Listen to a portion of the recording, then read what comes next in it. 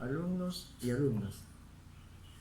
Este tema de explicación es referente al trabajo específicamente a la actividad número 2 que ustedes lo tienen en sus sílabos, en el numeral número 7, específicamente lo relacionado a la aplicación de los métodos científicos y de investigación. Pero esta actividad número 2, aplicación de los métodos científicos y de investigación, ¿ya? Viene interrelacionado con la actividad número 1 que ustedes ya lo tuvieron, que son mejoras de los procesos tecnológicos en su especialidad y que lo tienen en sus sílabos. ¿Por qué digo esto? Porque miren, todo proceso tecnológico a lo largo de los años genera cambios, y eso ustedes ya lo saben. ¿Y producto de qué? Es producto de los 4 elementos que hemos analizado en la actividad 1, que es la creatividad inicialmente, porque la creatividad es donde se generan las ideas creativas. Y la creatividad es un principio o algo inherente a la persona. Es decir, el que tiene inteligencia genera creatividad. Y la creatividad, la persona que genera esa idea tiene que traslucirlo a través de una invención, ¿ya? Y esta invención, ¿ya?, que viene a ser productos o servicios para satisfacer una necesidad de la sociedad, tiene que, con el tiempo, irse mejorando. Y hablamos de la innovación, ¿no? Y aquí el papel fundamental del diseño es de que visualiza esa investigación, ese servicio, para que todos nosotros lo analicemos y aportemos para su transformación. Ahora bien, estos cambios tecnológicos hacen uso de 2 métodos principales, que son los métodos de estudio de esta actividad 2, el método científico y el método de investigación.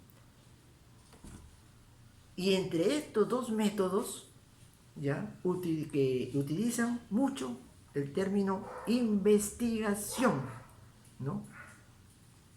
Y la investigación, todos sabemos que es una actividad inherente de la naturaleza, ¿ya? Y que para hacer investigación, el soporte básico de la investigación vienen a ser estos 2 métodos fundamentales, el método científico y el método de la investigación. Entonces, vamos a comenzar brevemente sobre lo que es el método científico. Miren, ¿de qué trata, alumnos, este método científico? Ustedes ya tienen en sus marcos teóricos la definición de lo que es el método científico, los pasos principales, inclusive tienen un ejemplo ilustrativo de cómo aplicar ese método científico a sus especialidades, ¿no? Diremos brevemente que se basa en la observación de los hechos para determinar las leyes que lo rigen, la formulación de las hipótesis, que son respuestas tentativas para explicar lo observado, y la comprobación de las hipótesis a través de los experimentos y análisis, concluyendo en explicar la hipótesis probable, que llamamos teoría, y por último sacamos conclusión de esa teoría formulada. En conclusión, el método científico permite a la ciencia organizar los conocimientos a través de lo observado para sacar conclusiones de las causas del problema. Con un ejemplo sencillo y que sea ilustrativo, ustedes van a entender cómo se utiliza ese método científico a nuestra realidad. Por ejemplo, ustedes se preguntan, ¿qué tipo de conocimientos ustedes tienen? Por ejemplo, les puedo decir, ¿ustedes saben cocinar? Entonces, la mayoría va a decir que sí. Entonces yo les pregunto, ¿el proceso de cocinar es un conocimiento científico? Lógicamente que no. Es un conocimiento empírico, de conocimientos generales. Para que sea científico, tiene que ser comprobado. Y cuando yo compruebo algo, aplico los pasos del método científico. Entonces, yo les digo, ¿cómo hacen entonces los científicos para saber cuál es la causa de un problema X? Utilizan también el método científico, es decir, la observación, la hipótesis, la experimentación, la teoría y la conclusión.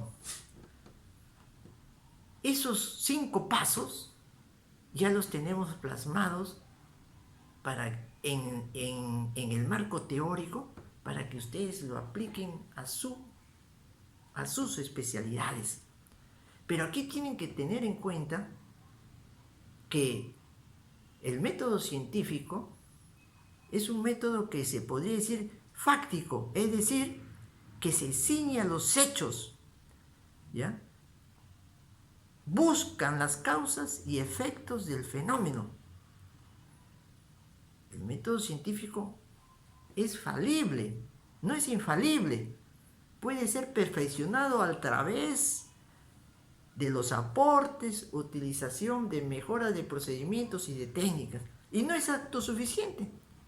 Necesita de algún conocimiento previo para reajustarse y elaborarse. Por eso, reitero con las preguntas, ¿cómo hacen los científicos para saber las causas reales del problema?